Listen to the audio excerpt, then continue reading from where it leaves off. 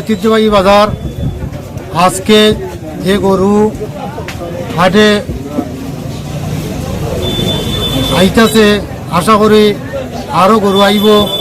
তবে আমরা আশা করব যে বাজারও আইন শৃঙ্খলা বজায় রাখিয়া ক্রেতা এবং বিক্রেতার সমন্বয়ে বাজার যখন সুন্দরভাবে মানুষের কেনা বেচা হয়, পর্যাপ্ত পরিমাণে আমরা সমাজ স্বেচ্ছাসেবক আছে এবং পাশাপাশি আমাদের আইন শৃঙ্খলা বাহিনী এই বাজারও আমাদেরকে যথেষ্ট সহ্য করতে, আমি তাদেরকে ধন্যবাদ জানাই।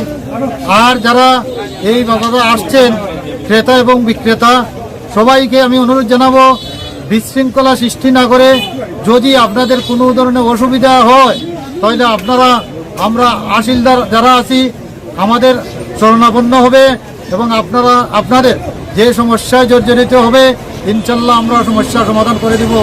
আমরা আশা করব ক্রেতা এবং বিক্রেতার মধ্যে একটি বন্ধুত্বপূর্ণ সুলভ মনোভাব নিয়ে আপনারা বিক্রয় এবং ক্রয় করবেন। ধন্যবাদ সবাইকে। আসুন, আপনারা যারা এখনো আসেন নাই, জগন্নাথপুর বাজারে গরুর কোনো অভাব নেই, প্রচুর গরু আমদানি হয়েছে, আপনারা গরু কিনতে পারবেন। এখানে দাম তেমন বেশি একটা নয়, আপনাদের ক্রয় ক্ষমতার ভিতরে আছে। আপনারা আসুন, যাদের গরুর দরকার, কুরবানি দেওয়ার সামর্থ্য আছে, আপনারা গরু নিয়ে যান।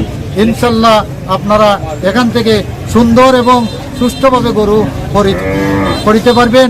এখানে দলাল মুক্ত আছে।